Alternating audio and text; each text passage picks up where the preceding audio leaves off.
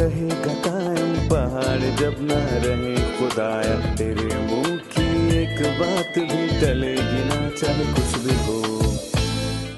عزیز ناظرین، میں Ayad Zarif آپ تمام دیکھنے والوں کو ہمارے روز کے بائبلی مطالعاتی پروگرام کی نئی قسط میں خوش آمدید کہتا ہوں۔ عزیزو، ہم یسایہ کی کتاب کے 65ویں باب پر پہنچ چکے ہیں۔ پچھلی قسط میں ہم نے قوم کی فریاد کے متعلق پڑھا کہ وہ خداوند کی نجات کے طالب تھے، اور کہا کاش کہ تو آسمان کو پھاڑے اور اتر آئے۔ عزیزو، خداوند نے ان کو کب بچایا؟ خداوند نے کب ان کو جواب دیا؟ اور یہی کچھ ہم آج کی قسط یعنی 65ویں باب کے مطالعے میں خداوند کے خادم بھائی یوسف ریاض کے ساتھ سیکھیں گے۔ خوش آمدید بھائی یوسف۔ بہت شکریہ بھائی۔ اور اسٹوڈیو میں آئے ہمارے دیگر مہمانوں کو بھی خوش آمدید۔ اگر آپ کا کوئی سوال ہو تو ہمیں ضرور لکھ بھیجیں، ہم اس کا جواب آپ کو ضرور دیں گے۔ ہم 65ویں باب پر پہنچ چکے ہیں، یہ آخری باب سے پہلا باب ہے۔ آپ ہمیں اس باب کے متعلق کچھ بتائیں۔ یہ یسایہ کے عظیم ابواب میں سے ایک ہے۔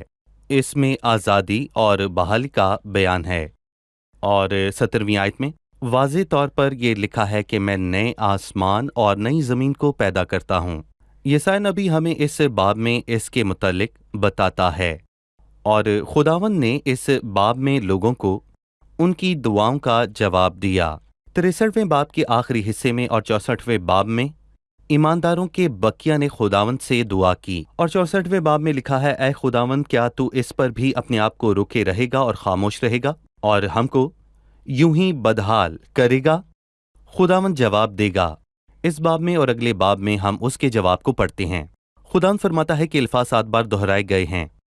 65ویں باب کی 7ویں آیت میں لکھا ہے خداوند فرماتا ہے کہ تمہاری اور تمہارے باپ دادا کی بدکاری کا بدلہ اکٹھا دوں گا۔ اور 8 آیت خداوند یوں فرماتا ہے، 13ویں آیت خداوند یوں فرماتا ہے، اور پھر اگلے باب کی پہلی آیت میں خداوند یوں فرماتا ہے، اور 5ویں آیت خداوند کی بات سنو۔ 12ویں آیت میں کیونکہ خداوند یوں فرماتا ہے، اور 23ویں آیت میں لکھا ہے خداوند فرماتا ہے، اور میں کہوں گا کہ ان کی دعاؤں کے ساتھ واضح پہلو یہاں موجود ہیں۔ عاجزی، استقامت اور انکساری۔ کہیں خداوند ہماری بھلائی کی خاطر ہماری مدد کرے، ہم اپنے گناہوں کا اقرار کرتے ہیں۔ خداوند اس روح کو بھی شکستہ ہونے نہیں دیتا۔ یعقوب نے خداوند کے رحم کے لیے دعا کی، اور خداوند نے اس کو برکت دی۔ یہ جاننا بہتر ہے کہ خداوند ہمیں بچاتا ہے، وہ ہماری دعاؤں کا جواب دیتا ہے۔ اکثر اوقات ہم خدا کی خاموشی سے سمجھتے ہیں کہ وہ سب چیزوں سے دور ہے۔ کبھی کبھار ہم چاہتے ہیں کہ خدا کا ہاتھ حرکت میں آئے، کیونکہ خدا کا ہاتھ قوی ہے، وہ حکمت سے بھرا ہے، وہ اپنی حکمت کے موافق کام کرتا ہے۔ 65ویں باب میں خدا کے بچانے کے مقررہ وقت کے بارے میں لکھا ہے۔ بالکل۔ اس باب کے اہم حصوں کی تقسیم بتائیے۔ دیکھیں، میں کہوں گا کہ اس باب میں 4 بہت اہم حصے ہیں۔ پہلی تا 7 آیات میں لکھا ہے کہ خداوند سرکشوں کو برباد کرے گا، اور پھر اس کے بعد 8 تا 10 آیت ہے کہ خداوند دینداروں پر مہربان ہوگا، اور پھر 11ویں آیت سے لے کر 16ویں آیت میں راست بازوں اور شریروں کے انجام کے متعلق لکھا ہے، اور 7ویں آیت سے باب کے آخر تک وہ مخلوق جس کو خداوند بدی کی غلامی سے آزاد کرے گا۔ صحیح۔ میں 65ویں باب کی پہلی آیت پڑھوں گا، جو میرے طالب نہ تھے میں ان کی طرف متوجہ ہوا، جنہوں نے مجھے ڈھونڈا نہ تھا مجھے پا لیا۔ میں نے ایک قوم سے جو میرے نام سے نہیں کہلاتی تھی فرمایا دیکھ میں حاضر ہوں۔ ان الفاظ کے کیا معنی ہے؟ کون سی قوم اس کو نام سے نہیں بلاتی؟ انہوں نے اس کو پا لیا۔ نئے عہد نامے میں پولس رسول نے یہ آیت غیر قوموں کے لیے استعمال کی۔ یہاں افسوس لکھا ہے کہ میں نے سرکش لوگوں کی طرف جو اپنی فکر کی پیروی میں بری راہ پر چلتے ہیں ہمیشہ ہاتھ پھیلائے، یہ اسرائیلی قوم ہے۔ اور میں کہوں گا کہ آج بہت سے غیر قوموں والے خداوند کے بلاوے کا جواب دیتے ہیں، اور میں کہوں گا کہ جو اس کے طلبگار نہ تھے انہوں نے اسے پا لیا۔ اور جیسا کہ آج غیر قومیں کلیسیا کی صورت میں خداوند کے پاس آتی ہیں۔ یوحنا پہلا باب ہے، وہ اپنے گھر آیا जितनों ने उसे कबूल किया उसने उन्हें खुदा के फर्जंद बनने का हक बख्शा। वो गैर कौमों के पास गया जो उसके तालिबगार नहीं थे। सही। दूसरी आयत में इसके मुतल्लिक बात हुई, उसने कौम की तरफ हमेशा अपने हाथ फैलाए। मैंने सरकश लोगों की तरफ जो अपनी फिक्रों की पैरवी में बुरी राह पर चलते हमेशा अपने हाथ फैलाए। ऐसे लोग जो हमेशा रूबरू बागियों में कुर्बानियां करने और ईंटों में खुशबू जलाने से मुझे बुरा फरोख्त ना करते हैं। खुदा के खिलाफ लोगों की सरकशी को बयान करें, उन्होंने क्या किया। लिखा है, मैंने सरकश लोगों की तरफ जो अपनी फिक्र और पैरवी की बुरी राह पर चलते हैं हमेशा हाथ फैलाए। और ये 15 और 16 का अरसा है और हम खुदावंद की जबरदस्त बर्दाश्त से हैरान होंगे। मूसा ने कहा कि जिस दिन से मेरी तुमसे वाकफियत हुई तुम बराबर खुदा से सरकशी करते रहे हो। मूसा के मरने के बाद यशवा फिर कज़ात क्या वो लोग बेहतर हुए और इसके बाद सलातीन हैं। बाकी बचे लोग अपने मुल्क में वापस आएंगे। इसके बाद खुदा का बेटा मसीह उनके पास आया और उन्होंने उसे मसलूब किया पर बदले नहीं। अफसोस कि उनका 1500 बरस तक यही हाल रहा। खुदा ने उनकी बर्दाश्त की। और एक आयत है, या तू उसकी मेहरबानी और तहम्मुल और सब्र की दौलत को नाचीज जानता है और नहीं जानता कि खुदा की मेहरबानी तुझको तौबा की तरफ माइल करती है। मसीहत पिछले 2000 सालों से मौजूद है और जो खुदावंद को जवाब ना दे उसका अंजाम बहुत अफसोसनाक है। सो खुदावंद का दिन सिर्फ एक दिन नहीं, उसका दिन और रात है। सही। वो रात से शुरू होगा फिर दिन होगा। जब वो अपना हाथ उनकी तरफ फैलाता है ये उनके लिए दिन है। जी। एक वक्त वो अपना हाथ उठा लेगा और वो अदालत का वक्त रात होगी। यशायाह किस में लिखा है कि सुबह होती है और रात भी, सुबह के बाद रात भी है।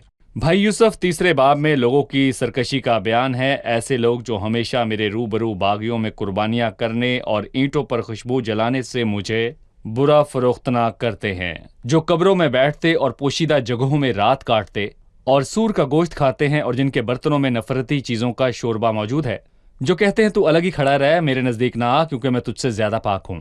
ये मेरी नाक में धुएं की मानिंद और दिन भर जलने वाली आग की तरह हैं। उनके अमाल उसकी नाक में धुएं की मानिंद हैं। लोगों के अमाल जो नाक में धुएं की मानिंद है और खुदावंद के हजूर कुर्बानी से उठने वाली खुशबू के दरमियान मुआजना करें। जब लोग सोख्ती कुर्बानी करते थे तो उसकी खूबसूरत खुशबू खुदावंद तक जाती थी। अनाज के नजराने और सलामती की कुर्बानी, मसीह ने अपनी जिंदगी और मौत में भी इसका वाज़े हवाला दिया। मसीह ने अपनी जिंदगी और मौत में खुदा के दिल को खुशी बख्शी, लेकिन ये कौम इसके बिल्कुल मुखालिफ थी। ये मेरी नाक में धुएं की मानिंद हैं, यानी कि उसको नापसंदीदा। इससे खुदा गजबनाक होता है। खुदा को क्या चीज़ नापसंदीदा है जिससे उसका गजब भड़कता है? ये 3 चीजें हैं और मैं कहूंगा कि कौम की बुत परस्ती यहाँ पर बहुत ही वाज़ेह है। चौथी आयत में कौम की नापाकी का जिक्र हुआ और 5वीं आयत में कौम के तकब्बुर का बयान है। बुत परस्ती के साथ साथ नापाकी और तकब्बुर, और इन तीनों ही चीज़ों से खुदा को नफरत है। ये मेरी नाक में धुएं की मानिंद हैं और खुदा इन पर गजबनाक होता है और उनके अमाल ऐसे हैं जो खुदावंद को नापसंदीदा हैं। वो खुदा की नाक में धुएं की मानिंद हैं। मसीह के नाम को जलाल मिले, अंगूर का हकीकी दरख्त जो खुदा के दिल को खुश करता है। ठीक है, आपने कहा कि खुदावंद ने हमेशा अपना हाथ उस कौम तक फैलाया, वो दिन भर जलने वाली आग की मानिंद है। सही। हमें 8वीं आयत की वजाहत दीजिए। खुदावंद यूं फरमाता है कि जिस तरह शीरा खोशा अंगूर में मौजूद है और कोई कहे उसे खराब ना कर क्योंकि उसमें बरकत है, उसी तरह मैं अपने बंदों की खातिर करूंगा ताकि उन सबको हलाक ना करूं। इस आयत की वजाहत की जरूरत है। जी भाई यूसुफ, क्या कहेंगे आप? यहाँ पर उसने दीनदार बकिया की बात कही जो मैं कहूँगा कि बहुत ही कम है। जिस तरह शीरा खोशा अंगूर में मौजूद है, मैं अंगूर के रस से बनती है, वो शीरा खोशा है, और कोई कहे इसे खराब ना कर क्योंकि इसमें बरकत है। और इसी तरह मैं अपने बंदों की खातिर करूँगा जो दीनदारों का बकिया है, ताकि उन सबको हलाक ना करूँ। मसीह ने फरमाया कि अगर वो दिन घटाए ना जाते तो कोई बशर बाकी ना बचता, मगर बरगुज़ीदों की खातिर वो दिन घटाए जाएंगे और खुदावंद उनको बचाने को आसमान से आएगा, क्योंकि शीरो खोशा मैं में मौजूद है, इसमें बरकत है اور خداوند اپنے خادموں کے لیے یہ کرے گا، وہ اپنے لوگوں کی دعاؤں کا جواب دے گا، اور 64ویں باب کے آغاز میں یہی خیال موجود ہے۔ پھر لکھا ہے، اسی طرح میں اپنے بندوں کی خاطر کروں گا تاکہ ان سب کو ہلاک نہ کروں، اور میں یعقوب میں سے ایک نسل اور یہودا میں سے اپنے کوہستان کا وارث برپا کروں گا، اور میرے برگزیدہ لوگ اس کے وارث ہوں گے، اور میرے بندے وہاں بسیں گے، اور شارون گلوں کا گھر ہوگا، اور اکور کی وادی بیلوں کے بیٹھنے کا مقام میرے ان لوگوں کے لیے جو میرے طالب ہوں گے۔ ان سب آیات میں ان کے لیے برکات موجود ہیں۔ مطلب کہ وہ اپنے ملک میں واپس لوٹ جائیں گے اور اس کے وارث ہوں گے، اور پھر لکھا ہے کہ اس کی نسل میں سے کوہستان کا وارث برپا ہوگا۔ میں یعقوب یہودا میں سے اپنے کوہستان کا وارث برپا کروں گا، اور میں کہوں گا کہ یہ منظر 1000 سالہ بادشاہی میں ظاہر ہوگا، اور اس باب کے آخر میں اور اگلے باب کے شروع میں یہی بیان کیا گیا ہے۔ میں آپ سے پوچھنا چاہوں گا بھائی یوسف، کیا ہم نے پہلے سے اکور کی وادی کے متعلق پڑھا تھا؟ یہ بربادی، مشکلات اور بے ایمانی اور نقصان کی علامت ہے۔ جی، لکھا ہے اکور کی وادی۔ اکور کی وادی بھی امید کا دروازہ ہو، اور یشوع کے 7ویں باب میں اکور کی وادی کا ذکر ہوا، جی، اور لوگوں نے اکن بن کرمی کو اس کی چوری کی وجہ سے مارا تھا، اور پھر جب انہوں نے برائی کا خاتمہ کیا تو خداوند نے ان کو جواب دیا۔ انسان جتنا بھی خاکسار ہو، جب تک وہ اپنی بدی کو ختم نہ کر لے، خدا پہلے اس کی بدی کو دعاؤں کا ختم جواب کرے۔ نہیں دیتا، کیونکہ خدا پاک ہے، اور وہ پہلے اپنی بدی کو ختم کریں، خداوند کے طالب ہوں، اور وہ لوگ ایسا ہی کریں گے، اپنی بدکاری کو ختم کر کے خداوند کی برکت کے طلبگار ہوں گے، تب اکور کی وادی امید کا دروازہ ہوگی۔ صحیح، کفارے پر وہ خود کو جانچیں گے، تب خدا ان کو بچائے گا۔ وہ اکور کی وادی میں گناہوں سے توبہ یوسف کے کریں گے۔ بھائیوں نے کہا، ہم دراصل اپنے بھائی کے سبب سے مجرم ٹھہرے، اور اگر وہ ایسا نہ کہتے تو یوسف ان کی مدد نہ کرتا۔ انہوں نے اپنی بدی کا اقرار کیا۔ صحیح، مجھے 11ویں آیت کا کچھ حصہ سمجھ نہیں آیا، لیکن تم جو خداوند کو ترک کرتے اور اس کے کوہ مقدس کو فراموش کرتے اور مشتری کے لیے دسترخوان چنتے اور زہرہ کے لیے شراب مبزوج کا جام پر کرتے ہو، اس میں مشتری اور زہرہ کون ہیں؟ دیکھیں بھائی، میں کہوں گا کہ بائبل کے حوالہ جات میں مشتری اور جوپیٹر کا ذکر ہے، آسمان کا رومی خدا، اور پھر اس کے بعد زہرہ ہے یعنی کہ وینس، اور میں کہوں گا کہ یہ قسمت کا خدا ہے، پر افسوس کہ وہ خدا سے پھرے اور بتوں کی پوجا کی۔ اور اگر آپ دیکھیں تو اس میں بت پرستی اور سیاروں کو پوجنا بہت زیادہ نمایاں ہے۔ افسوس انہوں نے خداوند کو چھوڑ دیا، اس کے مقدس پہاڑ اور اس کی ہیکل کو بھول گئے، اور اپنے زندہ خداوند کی عبادت نہ کی، اور افسوس کہ وہ اجرام فلک کی عبادت کر رہے ہیں کہ ان کی قسمت اچھی ہوگی، لیکن خداوند نے فرمایا، میں تم کو گن گن کر تلوار کے حوالے کروں گا، اور تم سب ذبح ہونے کے لیے خم ہوگی، کیونکہ جب میں نے بلایا تم نے جواب نہ دیا، جب میں نے کلام کیا تو تم نے نہ سنا، بلکہ وہی کیا جو میری نظر میں برا ہے۔ آج خدا کے فرزند جو اجرام فلک کی عبادت کرتے ہیں، یہ ان سب لوگوں کے لیے تنبیہ ہے جو برج نجوم کو مانتے ہیں قسمت پر، اور اچھے اور برے شگن پر بھروسہ کرتے ہیں۔ خدا کے فرزندوں کا ان سب چیزوں سے کوئی تعلق نہیں ہونا چاہیے، ان چیزوں سے انہیں دور رہنا چاہیے۔ بالکل۔ ہمارے معاملات خداوند سے منسلک ہیں، ہم صرف اس کی کامل مرضی کو در پورا حقیقت کریں۔ بھائی، اگر لوگ کسی کی خاطر خداوند سے دور ہو جائیں تو میں کہوں گا اجرام فلک یا مقدسین یا شفایت کرنے والے، یہ سب بدکاری یہ ہے۔ شر ہے۔ جی جی ٹھیک ہاں۔ ہے بھائی یوسف، آپ نے بتایا کہ 11ویں آیت سے 16ویں آیت میں دیانتداروں اور شریروں کے انجام کا ذکر ہوا، کیا آپ اس کے بارے میں بتا سکتے ہیں؟ 13ویں آیت، اس لیے خدا یوں فرماتا ہے کہ دیکھو میرے بندے کھائیں گے پر تم بھوکے رہو گے، میرے بندے پیئیں گے اور تم پیاسے رہو گے، میرے بندے شادمان ہوں گے پر تم شرمندہ ہوگے، اور میرے بندے دل کی خوشی سے گائیں گے پر تم دلگیری کے سبب سے نالا نہ ہوگے اور جانکاہی سے واویلا کرو گے۔ وہ ابدی تسلی پائیں گے پر شریر ابدی عذاب میں ہوں گے، پر ہمیں ایک کو چننا ہے۔ خداوند کے پیچھے ہو لیں تو ابدی راحت ہے، اس سے دور ہوں تو ابدی عذاب ہے، اور ہمیں کسی ایک کو چننا ہے۔ صحیح، راحت یا عذاب۔ صحیح۔ چلیے اب مہمانوں سے ان کا سوال جانتے ہیں۔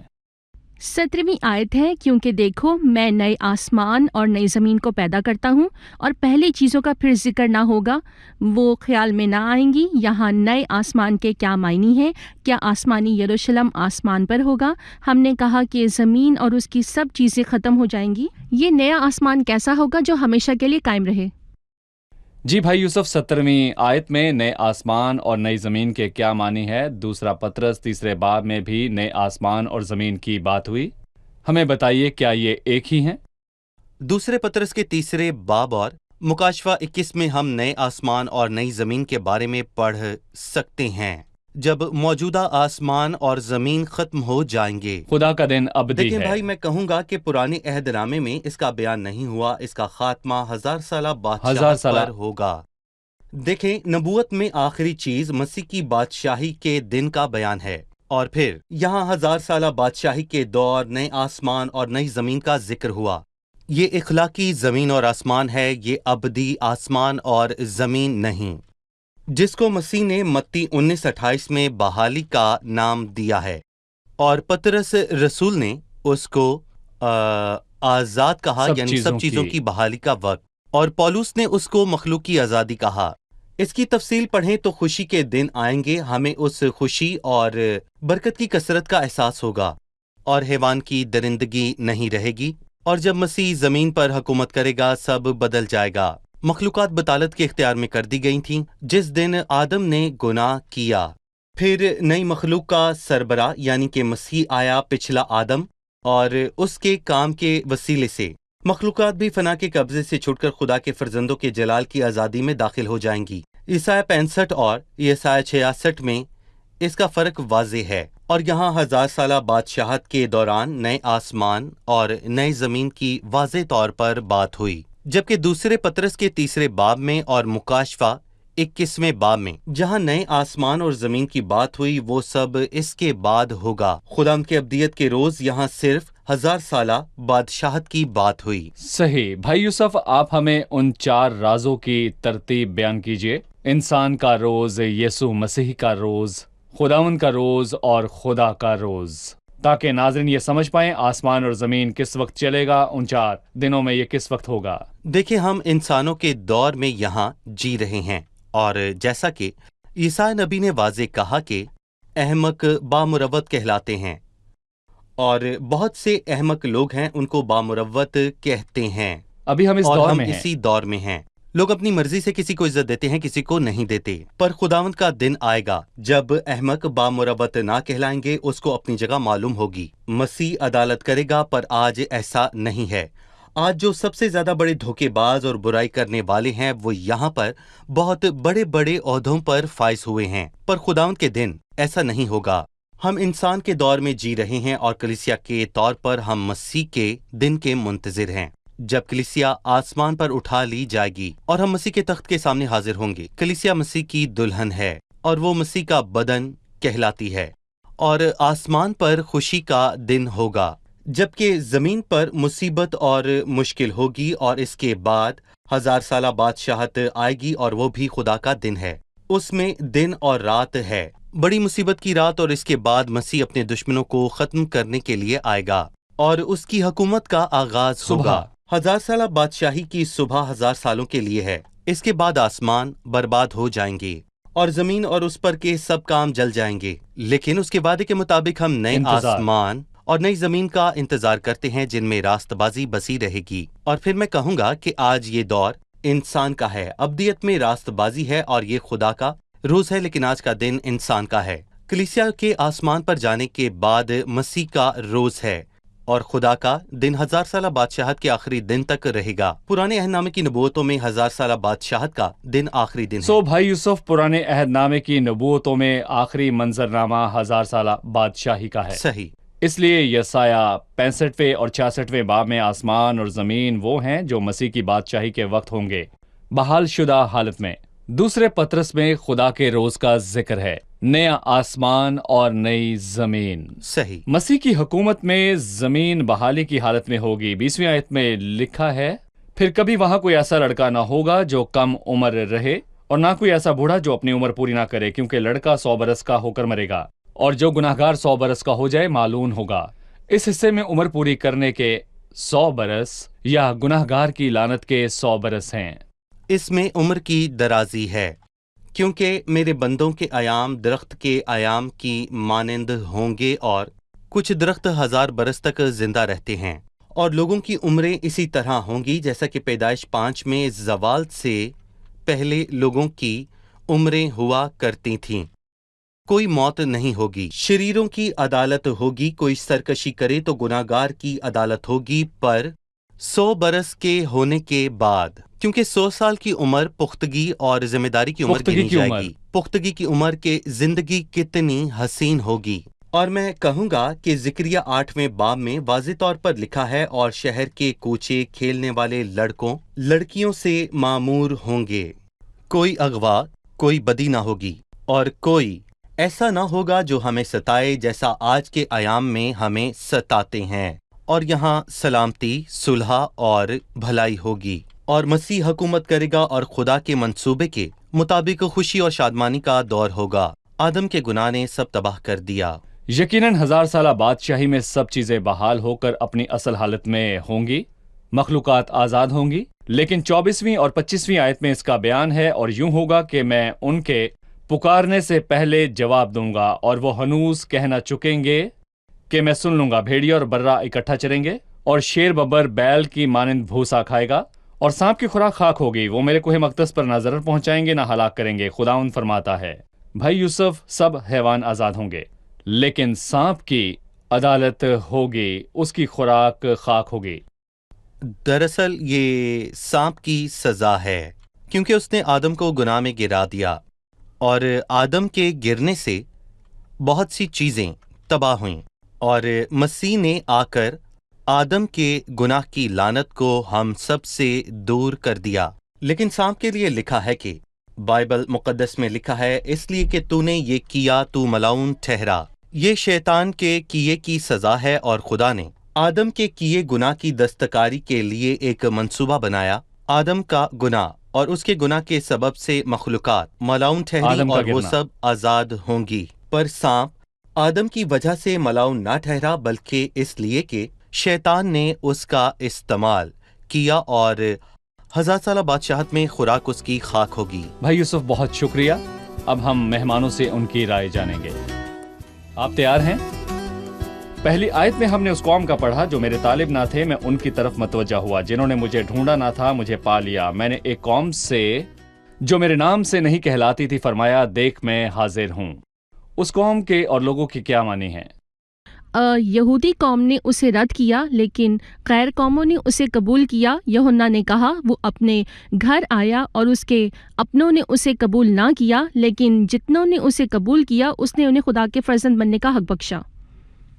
क्या कहेंगे भाई? बहुत खूब। ठीक है जी। दूसरी आयत में कौम की बदकारी का जिक्र हुआ, क्योंकि उन्होंने खुदा का इनकार किया। भाई यूसुफ ने उस कौम की 3 तरह की बर्बादी को नुमाया किया। कौन हमें बताएगा? वो बुत परस्त थे, नापाक और मगरूर थे। ये उनकी बदकिरदारी थी, जिसके लिए लिखा है कि मेरी नाक में धुएं की मानिद है। बुत परस्ती, नापाकी और गरूर। इन आयत में गरूर कहाँ दिखाई दिया? कौन हमें बता सकता है? 5वीं आयत है कि जो कहते हैं कि तू अलग ही खड़ा रहे, मेरे नजदीक ना आ, क्योंकि मैं तुझसे ज्यादा पाक हूँ। जी, वो दूसरों से ऐसा सलूक करते थे कि वो जमीन पर बाकी लोगों से ज्यादा हैं। वो बुतपरस्त, नापाक और मगरूर थे। बेहतरीन। ठीक है। 11वीं आयत में मुश्तरी और जोहरा की बात हुई। उन नामों के क्या मानी है, हमें बताएं। मुश्तरी जो पीटर है, आसमान का खुदा, और जोहरा वीनस है, किस्मत का खुदा। ये रूमी खुदा हैं। लोगों ने उनकी इबादत की, और अजराम फलक और बुर्ज नजूम उनमें सबसे नुमाया है। जी, ठीक है। 17वें बाब में नए आसमान और नई जमीन की बात हुई। इसके क्या मानी है? क्या ये और दूसरा पत्रस 3 बाब में नए आसमान और नई जमीन दोनों एक ही हैं? हमें बताएं। नहीं, ये मुख्तलिफ है। ये मसीह की हुकूमत से मुंसलिक है। इखलाकी तौर पर जमीन और आसमान नया होगा। इसकी इखलाकी हालत बेहतर होगी, चीजें अच्छी हालत में होंगे। सो यहाँ उनके इखलाकी हालत का बयान हुआ, पर दूसरा पत्रस 3 बाब और मुकाशवा 21वें बाब में अब्दी आसमान और जमीन है। ये अब्दी हालत है। अब्दी हालत है। अब्दी हालत खुदा का अब्दी दिन। इसका ताल्लुक जी, खुदावंद बिल्कुल। के दिन, अदालत के बाद आने वाले खुदा के अब्दी दिन से है। भाई यूसुफ। देखिए, मैं कहूँगा यसाया 65 से हमें मत्ती 19:28 की याद आती है। मैं कहूँगा कि ये एक नई हालत है, बिल्कुल वैसे ही जैसे इंसान के ज़वाल से पहले थी। दूसरे पत्रस और मुकाशवा 21 में इसका बयान है। कलाम मुक़द्दस में लिखा है कि आसमान बर्बाद हो जाएंगे और चीज़ें नई होंगी, और सिर्फ यही नहीं बल्कि अबदी ज़मीन और अबदी आसमान होंगे। या आसमान और जमीन मसीह की हुकूमत में जमीन बहाली की हालत में होगी, सब चीजें बहाल होंगी। सही। शुक्रिया भाई शुक्रिया। यूसुफ, खुदा खुदा आपको आपको बरकत बरकत दे। दे। मेहमानों का भी शुक्रिया। अजीज नाजरीन, मैं आखिर में कहूंगा, मैंने सरकश लोगों की तरफ जो अपनी फिक्रों की पैरवी में बुरी राह पर चलते हैं हमेशा हाथ फैलाए। हमेशा खुदा ने हमेशा उनकी तरफ अपना हाथ फैलाया, लेकिन बनी इसराइल गुमराह थे, उन्होंने खुदा को रद्द किया। वो अपने घर आया और उसके अपनों ने उसे कबूल ना किया। खुदावन का रोज अब भी है, क्योंकि हम में और आप खुदावन के साले मकबूल में जी रहे हैं। खुदा ने मिलाप के लिए अपना हाथ फैलाया।